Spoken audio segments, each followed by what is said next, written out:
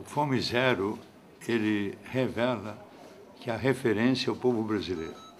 A Ação da Cidadania foi lançada em 1993 como a resposta a um processo de indignação diante da corrupção. Diz, o Brasil muda se houver uma ação da cidadania para superar a miséria e a fome. Então, o Fome Zero é uma expressão de um grande movimento que não terminou, né? Que conhece etapas, que sofre entraves, né? Mas que revela isso. Então, é uma marca de uma determinação de um povo que quer se ver livre da miséria e da fome. Eu lembro, por exemplo, nos primórdios, só dentro do Banco do Brasil eram 1.800 comitês, na Caixa Econômica um pouco mais. Pelo Brasil afora eram milhares, né? Autônomos, né? O bonito do movimento é autonomia. Cada comunidade tem que se posicionar e decidir seu caminho. Então, o Fome Zero, eu acho que é um desafio permanente de um povo que não aceita uma ordem de progresso, que desfigura o ser humano pela aviltação da indigência, que não aceita a degradação ambiental. O que nós propusemos em 93, né, era um novo modelo de desenvolvimento. A primeira conferência nacional, em 94, em julho, veio exatamente colocar, e nós conseguimos apresentar 3 eixos e 10 diretrizes, né, que surpreendeu o próprio relator da ONU, quando veio na época do Fernando Henrique, o professor Jacques Zegler. Então, Fome Zero, para mim, é esse caminho, né, de teimosia em se beneficiar disso. E acredito que o presidente Lula simboliza muito o rosto da determinação do povo brasileiro, que sai lá de uma situação terrivelmente injusta. Ele teve uma mãe, uma mulher cheia de vigor, carregou a família, né? Conseguiu unir a família e um filho passar por um processo de capacitação para o trabalho com lucidez. Eu acho que esse é o caminho que a gente está percorrendo. Sim.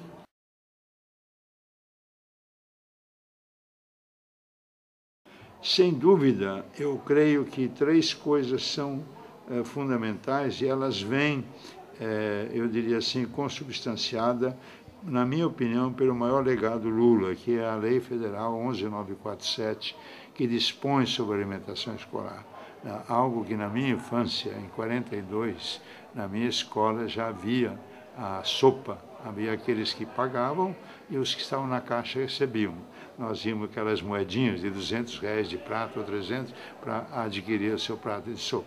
Isso se tornou um programa previsto na Constituição, com recursos carimbados, né?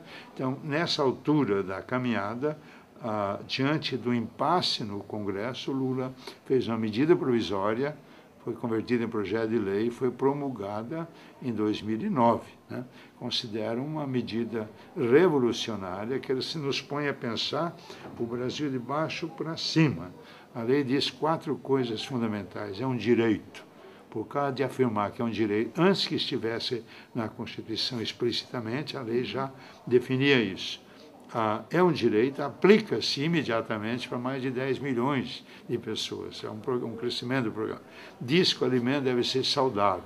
Você tem a Política Nacional de Alimentação e Nutrição, que é fruto de um trabalho do povo brasileiro nas grandes conferências de saúde, né?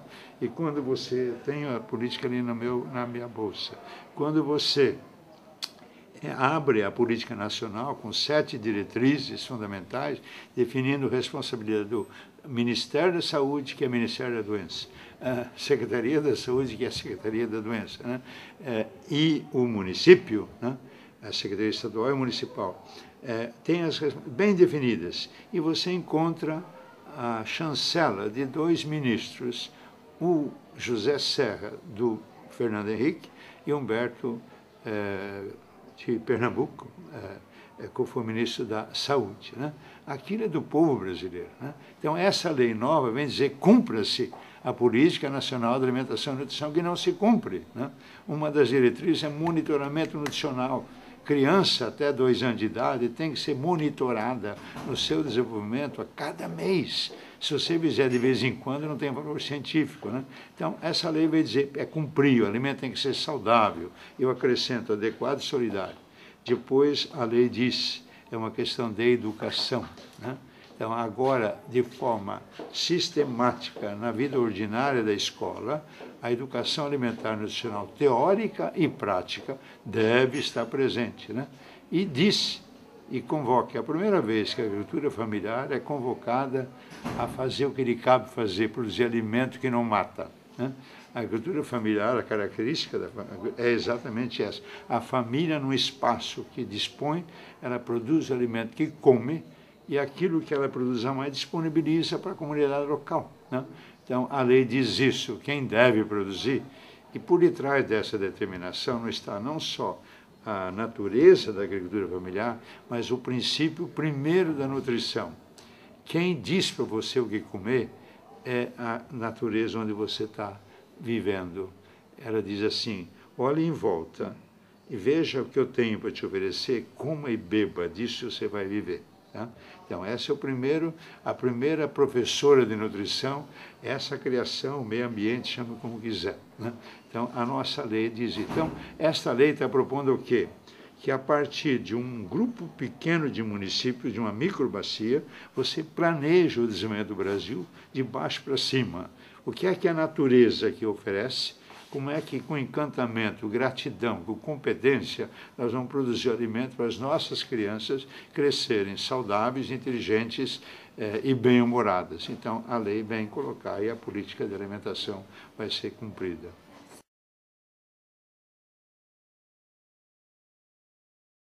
Eu acredito que o Graziano é um sofredor, como todos nós, de um processo de esperança, né? Eu sou testemunha do sofrimento do Graziano, é um homem reto, que tem competência. Eu acho que é o reconhecimento que o povo brasileiro, né, é um povo que está dando exemplo no mundo, né? Talvez as primeiras leis do mundo garantindo isso é do Brasil. Quanto eu saiba, o governo e o povo dos Estados Unidos da América do Norte não reconhece como direito. Não, então, a escolha de Graziano, não, exatamente é o rosto, podia ser outro rosto, né? Eu conheço essa pessoa, estive ao lado dele, né? Me lembro muito quando eu estava acidentado e que ele foi me visitar. Eu digo, é o reconhecimento da comunidade internacional que o povo brasileiro, com seus defeitos, também tem virtudes, né? E o Brasil é solução, não é problema para a fome no mundo. Eu sempre preguei isso.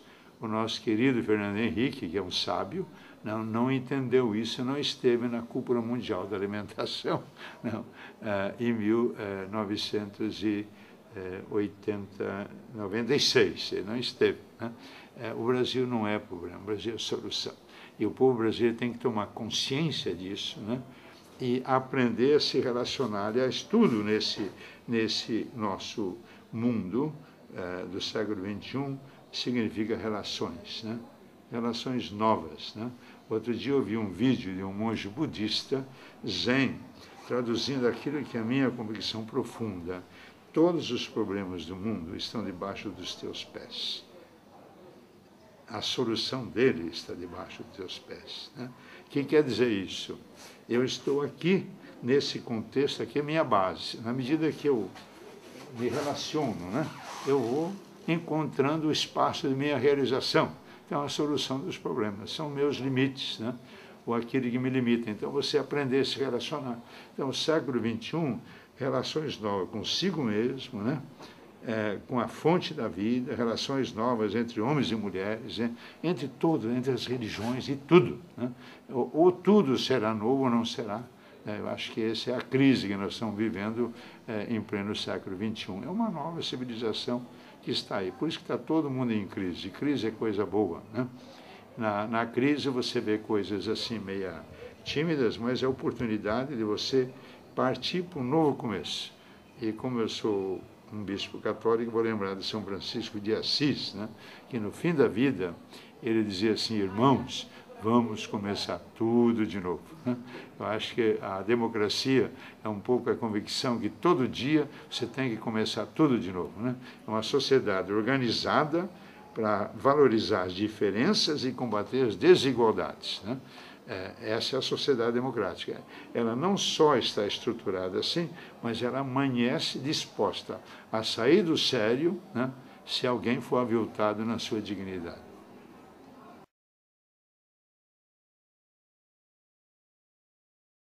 Minas, eu não sou mineiro, sou afiliado de mineiro, né?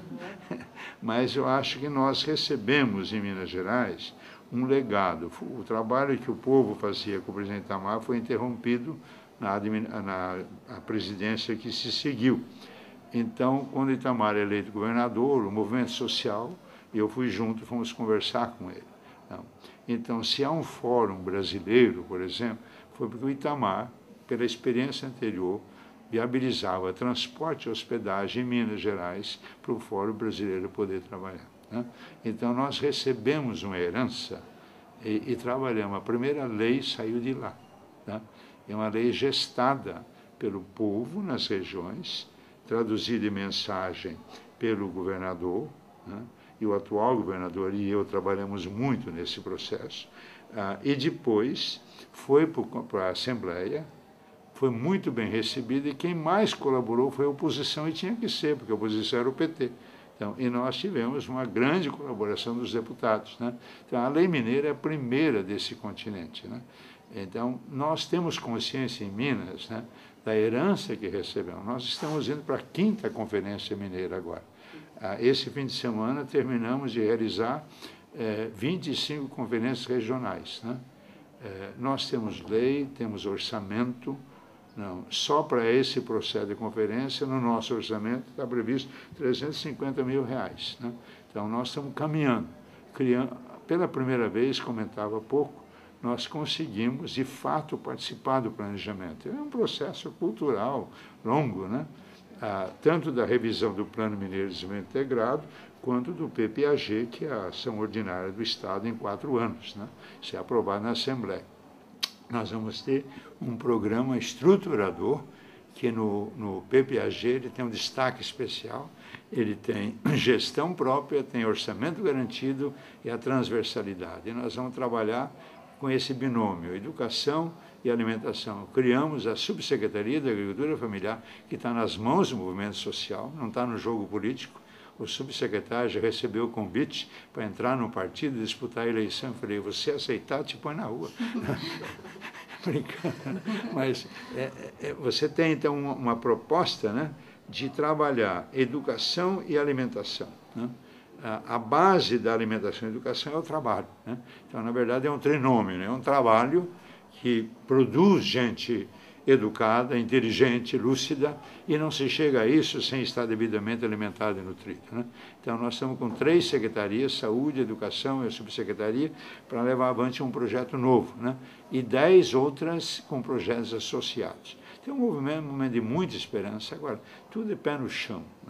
Eu sou muito pragmático também hoje. O discurso é uma coisa, a realidade é outra. Eu posso até dar exemplo. Em Minas, nós temos na zona rural 200 mil famílias que não têm o título da terra. É um problema brasileiro. No último governo Aécio, conseguimos dar 60 mil títulos, entre urbano e rural. Esse ano, nós esperamos chegar a pelo menos 40 mil títulos. Eu verifiquei com o secretário da área, na cidade são 1,5 milhão de habitantes que não têm o título da casa. Essa casa não tem o título, você não pode, ela não é sua base para nada. Você quer abrir uma empresazinha de costura, a sua casa é o suporte. Então, ele me disse que é possível resolver 350 mil urbanos. Tem 1,5 milhão. Falei, mas se levamos 4 séculos, 5, e conseguirmos em 3 ou 10 equacionar, já é um avanço significativo. Isso é barato, inclusive. Um título urbano sai por R$70. Por que nós não conseguimos avançar mais no rural? Porque é mais complexo o processo jurídico e burocrático. Então, não adianta fazer discurso, você tem que ser honesto e ver. Temos condições para fazer isso? Até orçamento não seria. São 140 milhões de reais, você pode dar o título para todo mundo, custa 700. Se você pegar 200 mil famílias e multiplicar por 5, que é o número de pessoas, o casal 3 filhos na zona rural, é 1 milhão de habitantes. Então, você gastar 140 milhões para tirar 1 milhão da indigência, está comprovado que sai. Não, na hora que você dá a chave para acionar, ele vai na carteira agrícola que está lá no Banco do Brasil, devidamente orientado, e vai buscar recurso. Então, onde nós fizemos isso, eles disseram, O PIB dobrou, mas por que dobrou? Novas atividades agropecuárias. Obviamente, o povo que estava lá sem recurso passou a ter recurso. Então, isso eu chamo de habilitação para a cidadania, né? São alguns pressupostos. Se não fizer isso, todos os outros programas são fantasiosos, né? Então, eu acho que Minas vive a tensão de um processo cultural que em 12 anos mostrou que não é tão simples assim, né? E que exige muito jogo de cintura. O jogo de cintura é um namoro. Todo mundo faz jogo de cintura. Ele é legítimo e necessário. São as relações. O jogo de cintura ele se torna absurdo na hora que você tem a espinha dorsal quebrada. Partiu, você perdeu a sua identidade. Mas enquanto você não perde a identidade, né, o casal não fica naquele processo, né? É um processo de relação, né? Então nós temos que aprender na sociedade, na democracia, valorizar as diferenças e não pactuar com a desigualdade. Eu dizia para um pastor jovem, o problema não é se você é batista ou se você é católico, é o que é que nós, com as nossas diferenças, fazemos para combater uma terrível desigualdade, que é uma criança indefesa, sendo negada a possibilidade de crescimento, se exaurindo e morrendo. Eu falei, essa que é a questão, não é a nossa diferença. O que é que nós fazemos contra a desigualdade, né?